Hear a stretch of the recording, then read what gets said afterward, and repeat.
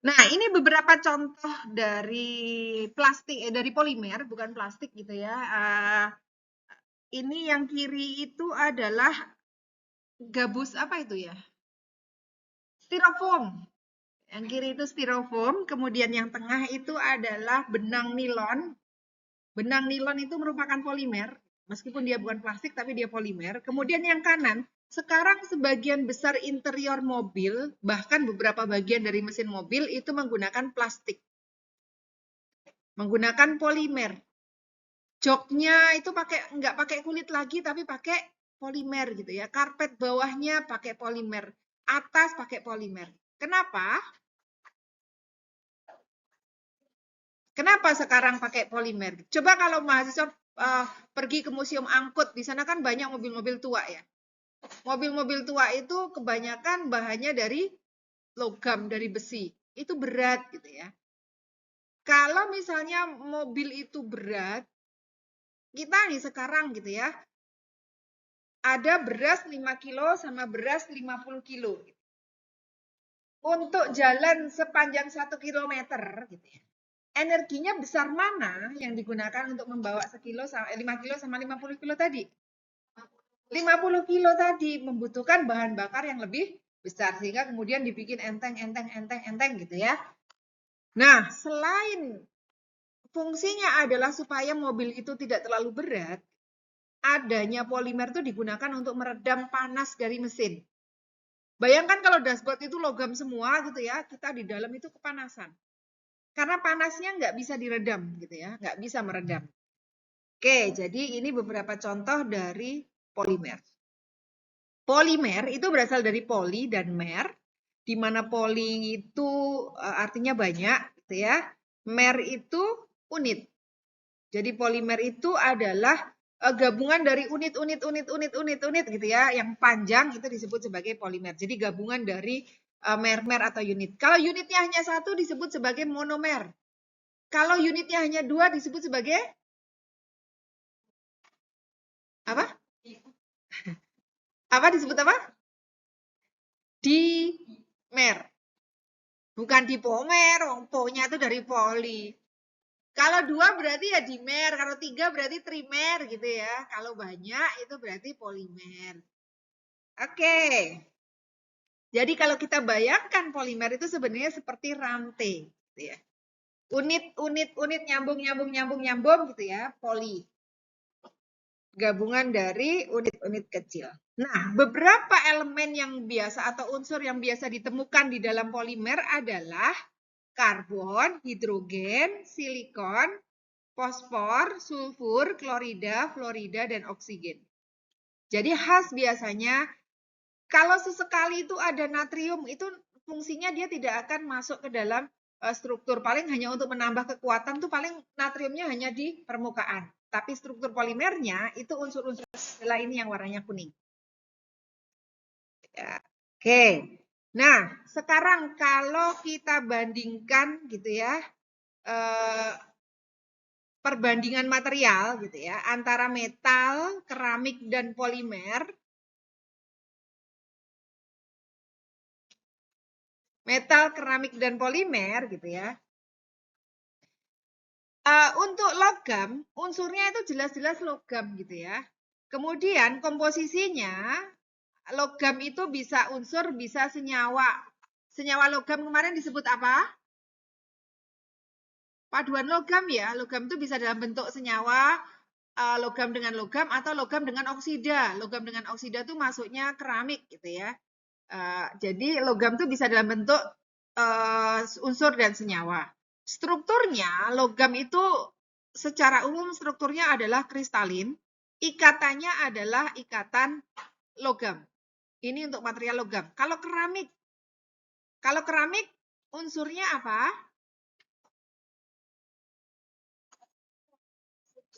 Bisa logam dan non-logam. Komposisinya bisa senyawa atau campuran dari senyawa. Apa catatannya di sini? Yang namanya keramik itu tidak mungkin unsur tunggal.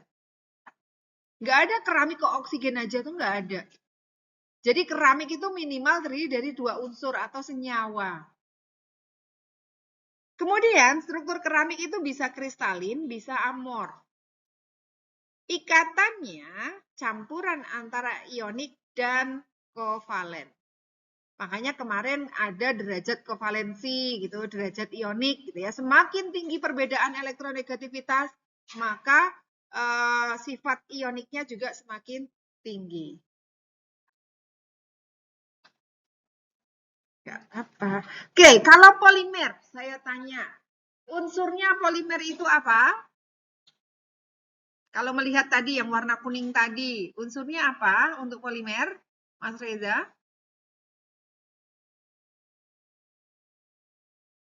Logam, non-logam? Non-logam gitu ya. Kalau polimer itu gitu, itu non-logam. Kemudian polimer itu mostly compounds. Susah untuk menemukan polimer itu ada hanya F, itu susah. Kemudian polimer itu juga mostly amorph.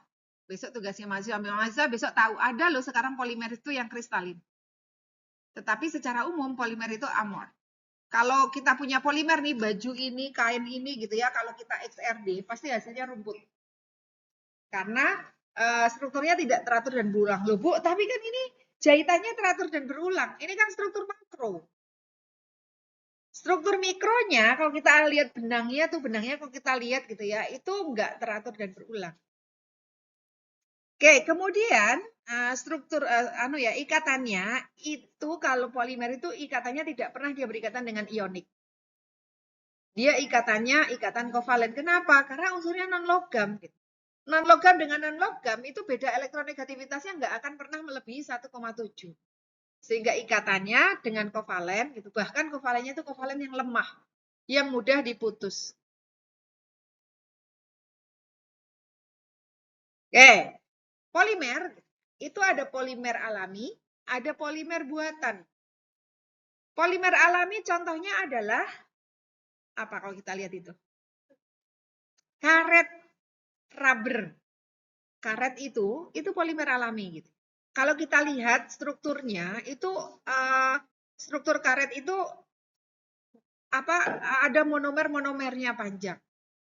Selain karet, apalagi polimer alami?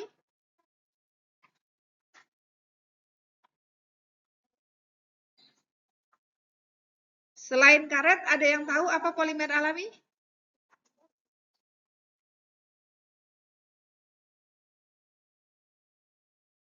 Polimer alami? Katun. Katun. Jadi katun, kemudian ini nih kulit domba, kalau kita bikin kain, itu polimer alami. Kita bikin nih katun misalnya, ini bukan kulit domba ya, katun. Katun itu kan dari tanaman, itu alami. Kemudian kapas, kapas itu alami. Kapas itu bentuknya polimer, kapas itu gitu. Kalau pengen tahu kapas yang nggak alami, berarti kapas yang kalau ditarik-tarik itu nggak seperti kapas yang selama ini kita pakai. Kapas yang bisa dicuci kan ada ya sekarang, supaya ramah lingkungan, kita bersihin muka itu jangan pakai kapas sekali buang. Gitu. Sehingga orang kemudian bikin kapas yang bisa dicuci gitu ya. Atau itu pembalut gitu ya. Pembalut itu sekarang kan pakai polimer, supaya daya serapnya tinggi gitu ya. Dicuci bisa bersih, tidak menghasilkan limbah. Gitu. Itu polimer. Tadinya pakai kapas, polimer alami, diganti menjadi polimer buatan. Oke. Kemudian ada artificial polimer atau polimer buatan. Sebagian besar polimer itu ya polimer buatan. Plastik, segala jenis plastik itu pasti polimer. Dan itu buatan. Kita belum pernah menemukan plastik alami gitu ya, belum pernah. Kalau kita lihat ini adalah rayon, nilon, poliester, poliuretan, namanya poli-poli itu pasti polimer gitu ya. Nah, sejarah dari polimer, kapan sih orang itu menemukan polimer? Kok bisa ya orang bisa tahu ada polimer gitu? Sebenarnya polimer itu sudah mulai ditemukan pada tahun 1570 gitu ya. Ketika orang menemukan membuat baju itu dari katun, dari karung goni gitu ya, kemudian dari kapas ya, dari pohon gitu ya. Itu sudah bisa dibikin jubah zaman dulu sejak tahun 1570. Saya membaca teksnya juga nggak ngerti itu bahasanya apa gitu. Yang jelas sejak 1500-an orang sudah menemukan material polimer. Ya. Dipakai untuk bikin kalau ini sih kita lihat semacam kayak apa ini? Ini polimer. Apa itu? Gambar apa? Ini diambil dari pohon, dari tanaman. Bisa dibikin, ini kayaknya semacam kayak lonceng gitu deh. Ini tahun 1570 gitu ya.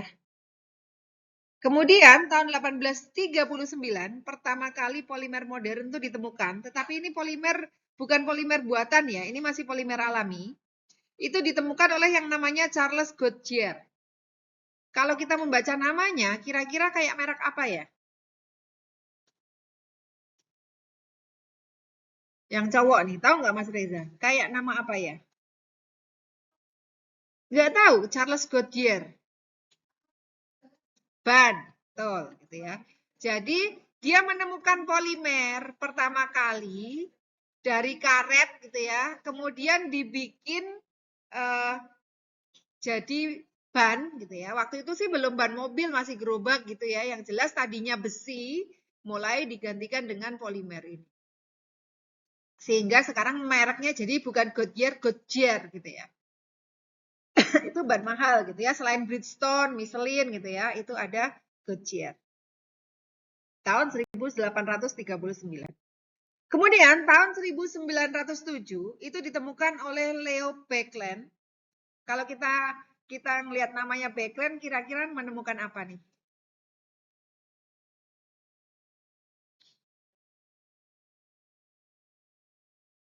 Baekeland. Kira-kira menemukan apa Baekeland? Kalau orang Jawa tuh ada loh yang bilang terpal itu backlit gitu ya. Itu backlit, yang menemukan tuh Baekeland. Tahu backlit nggak? Nggak tahu backlit juga. Tahu Mas Reza backlit apa? Kalau orang mau mantenan, terus bikin teratak, orang kadang-kadang bilangnya masang backlit. Terpal atasnya tuh loh. Backlit, deklit, oh itu deklit malah jadi deklit aslinya tuh backlit gitu. Namanya tuh backlit, nek wong Jawa jadi deklit. Jadi backlit itu adalah plastik sintetis yang pertama kali. Backlit namanya. Apa jadi deklit gitu ya. Deklit dari mana deklit? Backlit gitu. Itu yang menemukan adalah Leo Baekeland. Dia membuat 24 di metilolfenol dari fenol dan formaldehid gitu ya. Jadi dia bikin strukturnya jadi panjang gitu ya. Itu jadi backlit. Dia mensintesis ini nggak ada secara alami itu nggak ada. Backlit kemudian digunakan untuk banyak aplikasi gitu ya. Telepon gitu ya, dipakai untuk plastik telepon, kemudian lapisan luar radio gitu ya, itu pakai backlit. Jadi radio, telepon, insulator listrik itu dibuat dari backlit karena apa? Karena sifat isolatornya gitu. Jadi dia dipakai untuk lapisan-lapisan kabel luarnya gitu ya, supaya bisa menghambat aliran listrik gitu ya. Kemudian juga selain dia itu insulating terhadap listrik, dia juga heat resistant, artinya dia bisa meredam panas. Sehingga backlit ini dipakai untuk meredam panas dari mesin mobil ya bisa gitu ya backlit ini. Kemudian tahun 1917 gitu ya, M. Polanyi ini menemukan mulai menggunakan X-ray untuk melihat struktur kimia dari selulosa. Jadi amilum, selulosa itu merupakan polimer alami yang mulai ditemukan oleh Polanyi tahun 1917. Jadi di dalam tanaman itu sebenarnya banyak struktur polimer gitu. Tahun 1920 gitu ya, ini Hermann Staudinger gitu. Kalau kita tahu tahun-tahun ini adalah tahun-tahunnya orang Yahudi gitu ya, Schrödinger gitu ya, kemudian Staudinger itu menemukan banyak teori gitu ya. Nah, Staudinger ini menemukan yang namanya polimerisasi Uber gitu ya, yang menjadi dasar penemuan teori polimer modern. Jadi di polimerisasi Uber ini gitu ya, bagaimana cara mensintesis polimer gitu ya. Dia menemukan asalkan ada ikatan C yang berikatan dengan O misalnya nyambung terus itu akan membentuk polimer. Jadi tahun 1927 ini kalau kita lihat itu apa? Sebenarnya kan etena ya. Etena salah satu tangannya diganti dengan Cl. Ini kalau membentuk polimer, kira-kira membentuk apa? Udah belajar kimia organik kan ya? Semester 6.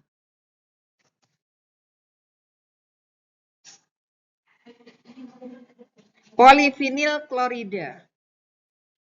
Digunakan mulai ditemukan tahun 9 ini pakai Uber polimer disilang-silang disambungkan gitu ya. Ini membentuk polivinil klorida. Polivinil klorida itu dipakai untuk apa? Pralon gitu ya. Kemudian banyak aplikasi plastik itu pakai PVC. Ini aja ada PVC-nya. Itu pakai PVC. Jadi kalau kita lihat nih banyak sekali aplikasi PVC buat selang gitu ya, buat parket hiasan lantai. Ini pakai PVC. Pagar. Nah, tahun 1930 itu ditemukan polistiren. Polistiren, PS gitu ya, yang nantinya akan menjadi plastik. Itu tahun 1930. Kemudian styrofoam. Nah, styrofoam ini dari polistiren. Nggak bisa balik lagi ternyata. Jadi styrofoam itu dari polistiren, makanya PS itu nanti kode plastiknya adalah 1. 1 apa 2? PS kode plastik PS. Kode plastik PS coba. Ya nggak boleh, jadi PS tuh nggak boleh dipakai untuk panas ya. Buat wadah makanan harusnya nggak boleh. Kode plastik. Jadi kalau kita punya plastik, itu ada kode di bawahnya. Ini ada buat tumbler nggak?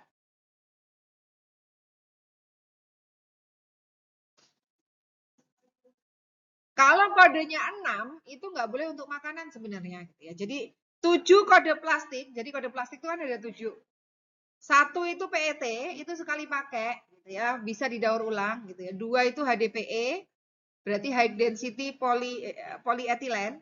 Itu biasanya dipakai untuk wadah sampo gitu ya, yang keras itu. Kodenya berapa? Kalau lem mineral sih kodenya 1. Itu PET gitu ya.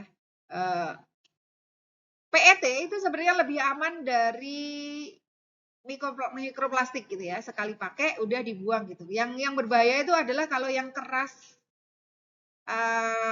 HDPE, LDPE. LDPE itu malah lem mineral yang besar itu LDPE ya. Aqua. Aqua itu kan bahaya mikroplastik sebenarnya kalau dia kena panas. Kalau airnya sih dingin, kita ketika pengangkutan antar kota kan kita nggak tahu ketika kena sinar matahari gitu ya. Itu bisa menyebabkan adanya mikroplastik masuk ke dalam air. Oke, polistiren itu kodenya 6. Itu sama sekali tidak aman untuk makanan. Oke, tahun 1938 ditemukanlah nilon. Nilon itu kalau pernah dengar yang namanya DuPont Company, gitu. Saya taunya Dupont gitu ya. Dupont itu di Perancis tuh bikin korek api Dupont gitu. Padahal Dupont ini adalah perusahaan yang menemukan nilon. Nilon tuh banyak sekali dipakai gitu ya buat pakaian dalam gitu ya. Itu banyak pakai menggunakan nilon. Nilon itu sebenarnya menyerap air tapi dia juga mudah kering. Jadi nilon itu mulai ditemukannya nilon itu kan mulai tekstil itu bisa dibikin berwarna-warni. Dipakai pertama kali itu gambarnya siapa? Tahu nggak gambarnya siapa? Marilyn Monroe gitu ya. Ini Marilyn Monroe. Nilon itu dipakai juga untuk parasut terbang gitu ya. Itu pakai nilon. Sikat gigi gitu ya, itu pakai nilon.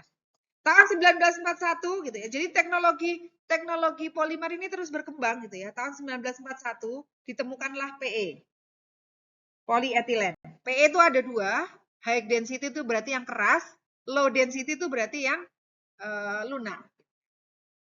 Itu HDPE dan LDPE. Kodenya adalah HDPE itu kodenya 2, LDPE itu kodenya 4. Kodenya 3 itu PVC, itu juga nggak boleh untuk makanan ya. Jadi yang boleh untuk makanan tuh hanya 5 sebenarnya yang aman. 5 itu polipropilen, itu biasanya Tupperware. Itu pun tetap nggak boleh untuk air panas tuh nggak boleh. Jadi sayur yang baru panas itu bagaimanapun plastik ya. Mau semahal apapun. Bentar, saya nggak keburu mati. Mau semahal apapun Tupperware, itu tetap aja plastik gitu. Kalau kena makanan anget, tetap aja ada. Coba aja kalau kita taruh rendang di dalam situ, mesti kan ada yang nempel di molekul plastiknya.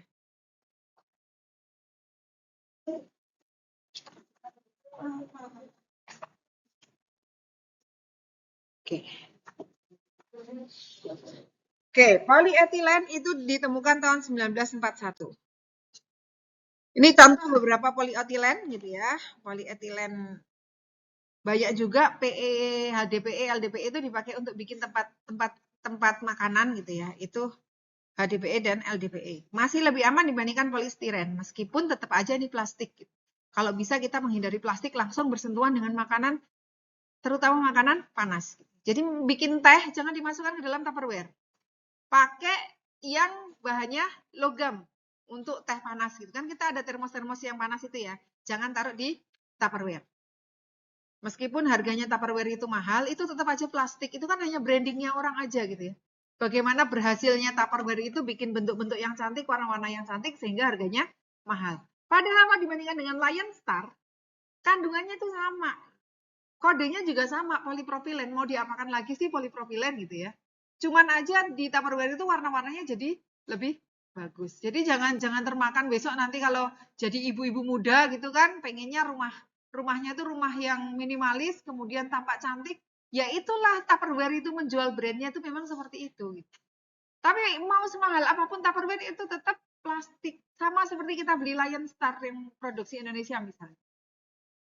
Kalau mau pengen makanan aman ya jangan pakai itu, pakai yang keramik gitu ya, atau pakai yang logam. Itu lebih aman dibandingkan kita pakai plastik. Oke, tahun 1970 gitu ya. James Economy, karena namanya James Economy, itu menemukan yang namanya ekonol. Gitu ya. Ekonol ini nanti, ini ekonol, ini adalah polimer yang bisa dibentuk, bisa dicetak. Karena apa? Titik leburnya itu tinggi. Jadi, ekonol adalah polimer yang bisa dicetak, yang dia titik leburnya itu sangat tinggi gitu ya. Sehingga bisa dibentuk seperti apapun itu bisa. Jadi penemuan ekonol ini itu membawa pada penemuan yang namanya liquid crystal polymer 1 tahun kemudian. Berarti tahun 1971 itu sebenarnya sudah mulai ditemukan layar liquid crystal. Namanya LCD itu adalah liquid crystal display. Itu polimer gitu ya. Jadi ini LED, LCD ini polimer bahannya, tetapi dia bentuknya liquid. Polimer yang kristal ekonol ini. Nih di penemuan layar komputer, layar ini itu adalah liquid kristal polimer. Bu, ada yang AMOLED, ada yang apa, itu kan teknologinya yang ada yang beda, tetapi prinsipnya ini adalah polimer yang bentuknya kristal liquid. Kristal tapi bentuknya cair. Tahun 1971 juga, jadi 1970 itu adalah era top-topnya polimer gitu ya. Ditemukan yang namanya aramid gitu ya. Aramid ini yang nantinya akan digunakan sebagai Kevlar. Kevlar itu dipakai untuk apa? Ban. Kalau kita tahu yang namanya ban itu kan dilipat-lipat nggak bisa. Ban itu kan ya udah, ban itu seperti itu, kaku gitu ya. Kalau bawa ban itu berat. Yang namanya ban Kevlar itu bisa dilipat-lipat. Tetapi dia punya kekuatan seperti ban yang dalamnya itu besi. Padahal Kevlar itu dalamnya itu polimer. Ditambahkan polimer aramid. Nih, contohnya dipakai untuk senar raket tenas, kemudian baju anti peluru. Baju anti peluru itu artinya apa toh gitu. Biasanya kalau zaman dulu baju anti peluru kan pakai logam gitu ya. Jelas pontang gitu ya, nggak bisa. Sekarang ada aramid Kevlar ini bisa dipakai untuk baju anti peluru. Nanti prinsipnya adalah yang namanya peluru itu kenapa tajam? Kenapa peluru itu tajam? Kenapa? Supaya semua gaya yang dimiliki itu akan terpusat di ujung. Kenapa pesawat ruang angkasa itu ujungnya itu lancip? Bahkan pesawat nggak ruang angkasa deh, pesawat kita ini aja. Kenapa ujungnya itu lancip? Karena dia harus membelah kan, membelah udara gitu ya, membelah awan gitu ya, supaya gayanya itu terpusat di satu titik, nggak nyebar. Begitu juga dengan peluru, peluru tuh ujungnya dibikin tajam. Kenapa? Panah itu kok ujungnya itu tajam. Bambu runcing kok ujungnya tuh runcing. Karena kan pakai gaya. Kalau depannya nggak runcing, gayanya akan nyebar. Sehingga dibikin runcing supaya gaya paling besar tuh yang ada di ujungnya. Nah, dengan adanya Kevlar ini, gayanya itu akan disebar. Gitu.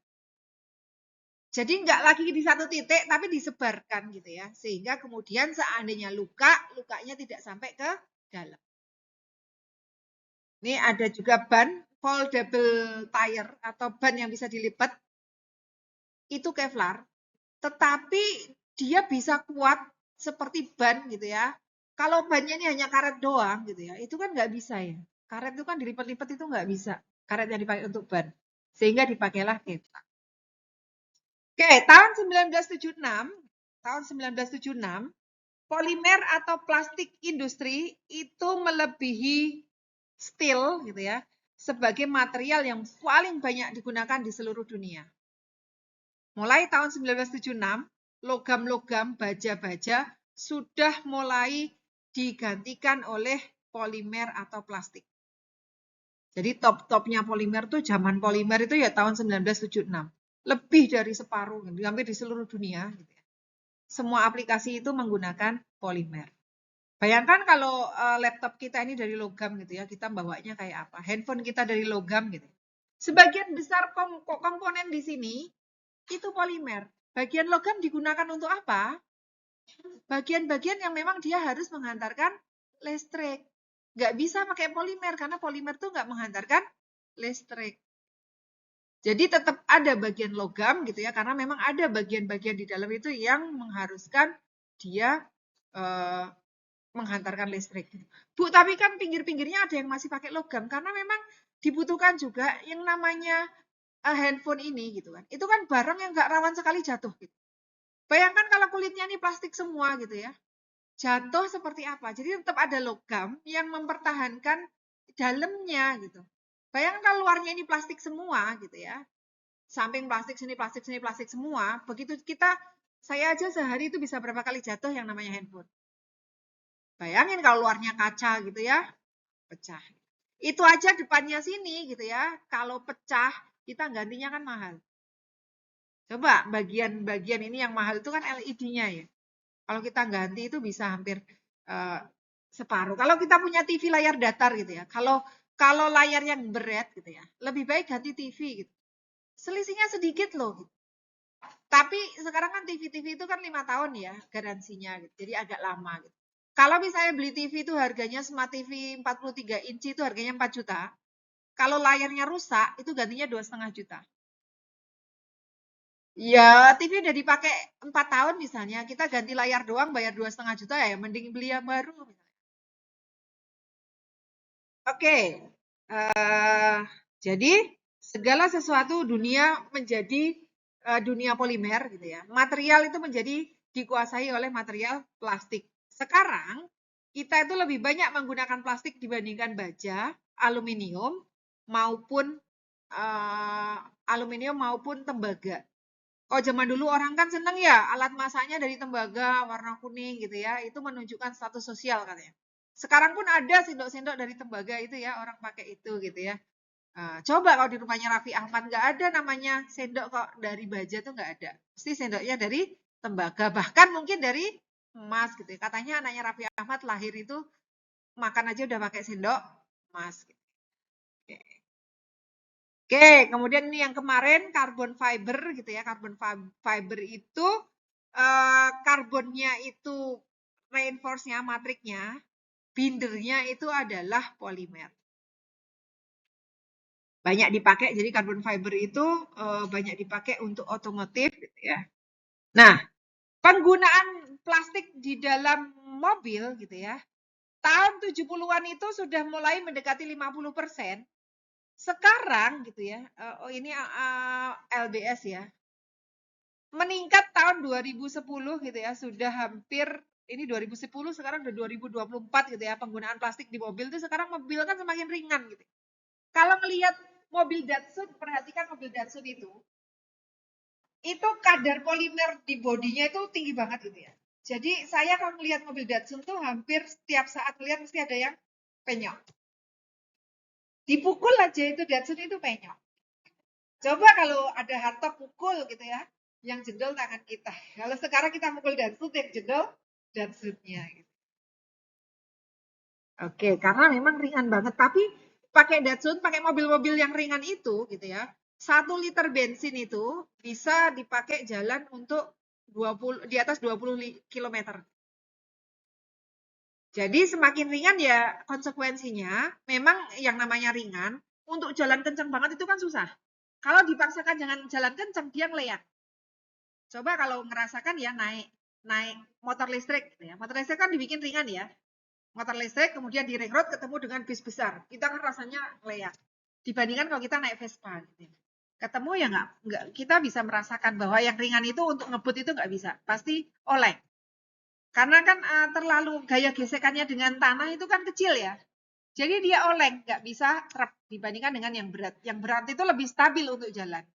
Tapi membutuhkan bahan bakar yang banyak. Makanya mobil-mobil hardtop Jeep itu 1 liter tuh bisa jadi hanya jalan untuk 6 kilo sampai 7 kilo.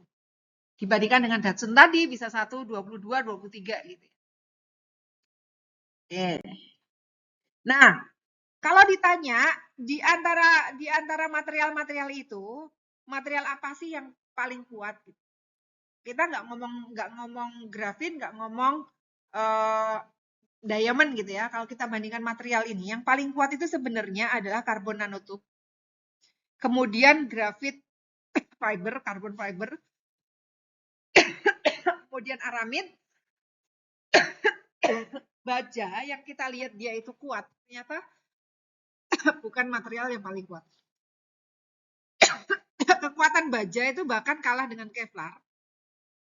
Artinya gini, kalau kita jadikan baja, kemudian aramid, kemudian grafit, kemudian karbon nanotube, kita tembak dengan peluru kekuatan yang sama, baja itu bisa bolong, bisa ditembus oleh peluru. Aramid gitu ya, mungkin bisa tetap masuk gitu ya, tapi tidak separah ketika menggunakan baja. Baja bisa ditembus gitu ya. Itu uji kekuatan seperti itu. Grafit, karbon nanotube bisa jadi dia sama sekali tidak bisa ditembus peluru. Jadi kalau kita mau bikin baju anti peluru sekarang nih gitu ya, luarnya kasihlah aramid, dalamnya isilah dengan karbon nanotube. Maka peluru tidak bisa masuk. Jadi jaket aja biasa. Itu dikembangkan oleh salah satu dosen di UGM gitu ya. Dapat dana lumayan besar mengembangkan baju anti peluru dari karbon nanotube. Kalau di sini tuh ada namanya Prof. Didik Nurhadianto di FT gitu ya. Itu mengembangkan dari karbon serat rami. Tahu pohon rami? Itu karbonnya diambil gitu ya, dibubukkan gitu ya, kemudian dipakai di dalam dan sudah diuji di Bandung gitu ya, di tempatnya Kopassus itu bisa gitu ya, meskipun masih kalah dengan yang bikinan dari dosen UGM. Tapi kita juga mengembangkan gitu ya anti peluru. Gitu ya. Jadi dipakai karbon nanotube aplikasi itu ini. Jadi luarnya dikasih aramid, dalamnya itu karbon nanotube. Itu ternyata dia paling kuat bisa menahan gitu ya. Jadi sampai level yang paling tajam ini kan semakin tajam ada ukurannya gitu ya, ketajamannya, kepanjangannya itu mempengaruhi gaya gitu ya. Itu mempengaruhi. Nah, yang paling tahan dari semua peluru ini itu hanya karbon nanotube. Logam apa baja tadi itu paling gampang rusak. Ternyata baja bisa ditembus. Jadi digunakan sebagai material anti peluru. Nah, sebenarnya prinsipnya adalah gitu ya, dia itu ditahan gitu. Peluru itu kan gayanya itu kan terpusat di satu titik di tengah. Gaya paling tinggi dari peluru itu ada di satu tengah. Dengan jaket tadi itu, gayanya itu dipecah menjadi beberapa titik. Gitu. Jadi ditahan di situ gitu ya, akhirnya pelurunya yang kalah. Nggak bisa dia nembus, gayanya itu nggak bisa nembus karena gaya yang satu titik tadi oleh polimer ini disebar menjadi area yang lebih luas gitu ya. Akhirnya kan dia jadi nggak bisa melukai lagi karena gayanya diperkecil dengan disebar di area yang lebih luas. Kalau pakai logam tadi akan terpusat di satu titik. Tinggal mana yang lebih kuat, pelurunya atau logamnya. Kalau dengan karbon nanotube ini, dia akan disebarkan ke wilayah yang luas sehingga tidak lagi melukai. Mungkin targetnya masih bisa berdarah, tetapi tidak merusak organ-organ kritis, organ-organ penting, nggak sampai dalam. Lukanya mesti masih tetap gitu ya, namanya peluru jarak jauh gitu ya, mengenai itu masih bisa, tapi mungkin nggak sampai dalam. Ya ini kalau ujinya itu seperti ini gitu ya, menguji elastisitas karbon nanotube tidak hanya menyetop peluru gitu ya, tetapi mengembalikan gayanya ke peluru. Jadi pelurunya yang penyok akhirnya. Tidak hanya dia menyetop peluru, tetapi menahan peluru sehingga pelurunya itu jadi rusak. Oke. Kemudian tahun 2008 mulai ditemukan polimer tahan api, ya. Polimer tahan api ini dipakai untuk aplikasi. Pernah dengar nggak ada yang namanya busa tahan api? Kasur tahan api. Itu ada mulai dijual. Sekarang ada kok. Jadi kasur itu kan bahaya ketika kebakaran gitu ya. Kasurnya malah bikin kebakaran tambah besar. Karena kasur polimer ini kan gampang banget terbakar. Ketika ditemukan polimer tahan bakar, kemudian polimer ini digunakan sebagai bahan sofa, kasur gitu ya, sehingga tidak mudah terbakar. Kenapa kok kalau kebakaran itu cepat banget gitu ya? Karena memang barang-barang di situ adalah barang-barang sekarang barang-barang itu mudah terbakar. Kalau kita masuk ke dalam rumah nih, coba lihat mulai dari korden. Korden itu kan polimer gitu ya. Sofa, apalagi karpet, barang-barang plastik, buku-buku gitu ya. Itu barang-barang yang mudah terbakar. Oke. Kemudian ada yang namanya HIPS, ini adalah Hybrid Inorganic Polymer System. Jadi biasanya polimer itu kan amorf. Ih, mana asing lihat keluar. Lihat apa sih? Ikut ah. Oke, Hybrid Inorganic Polymer System gitu ya. Jadi untuk meningkatkan kualitas polimer gitu ya, orang kemudian membuat polimer tadi itu kan senyawanya kan senyawa-senyawa non logam atau senyawa-senyawa organik. Karbon, hidrogen, oksigen, fosfor, sulfur itu senyawa-senyawa organik. Kemudian dihibridkan dengan senyawa anorganik. Anorganik itu apa? Logam-logam. Ditambahkan logam itu untuk membuat polimer jadi polimer kristal. Polimer kalau polimer kristal itu jadi lebih kuat, dibakar juga nggak akan terbakar. Jadi polimer ini bisa tahan sampai temperatur di atas 1000 derajat ketika dia ditambahkan logam-logam anorganik. Bentuknya kristal. Banyak sekarang polimer yang sudah mulai itu. Contohnya adalah ini lithium baterai. Itu ketika laptop itu meledak baterai litiumnya gitu ya, kan rusak semuanya. Kalau layarnya ternyata itu pakai material yang tahan sampai di atas 1000 derajat, dia nggak akan rusak. Jadi kebakarannya ya hanya di baterainya saja gitu ya, tapi laptop depannya tetap utuh. Kemudian tahun 2011 itu mulai ditemukan teknologi touchscreen. Tadinya HP itu kan titit gitu ya, pakai QWERTY. Tahu QWERTY? Kenapa QWERTY? Karena paling atas nih tulisannya QWERTY gitu. Dulu kan pakai ini gitu. Teknologi layar sudah mulai ditemukan pakai TFT display dan sebagainya sudah, tetapi kita nulisnya masih pakai tombol. Sampai tahun 2011 kemudian ditemukanlah yang namanya touchscreen. Touchscreen ini mulai ketika nanti kita membahas smart material ya sama Prof. Haida. Itu nanti kenapa touchscreen itu kok bisa mengenali ujung jari manusia, tetapi begitu kita pakai sarung tangan, dia kan nggak bisa.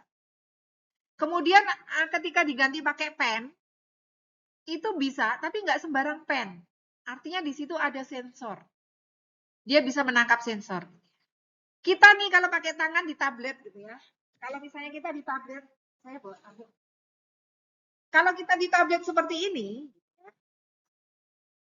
kita di tablet seperti ini, bentar.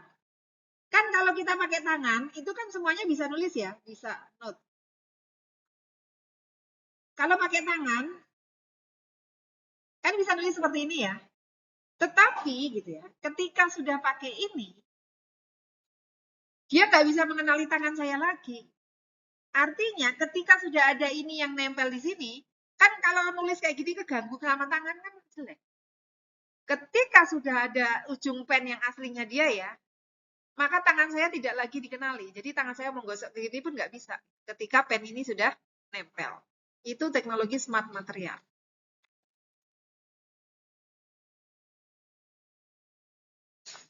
Oke, ini penemuan banyak polimer, gitu ya.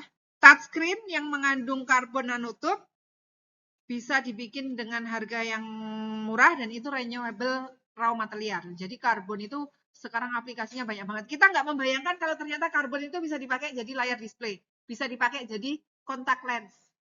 Kontak lens itu polimer loh. Jadi bahan dari kontak lens itu polimer, bukan logam, bukan keramik gitu ya, itu polimer. Oke, fleksibel plastik elektronik. Jadi sekarang yang bisa mengalirkan listrik tidak hanya logam gitu, bahkan plastik itu bisa dibikin gitu ya. Plastik itu ada yang polimer itu ada yang fungsinya sebagai semikonduktor, artinya dia bisa meloncatkan elektron.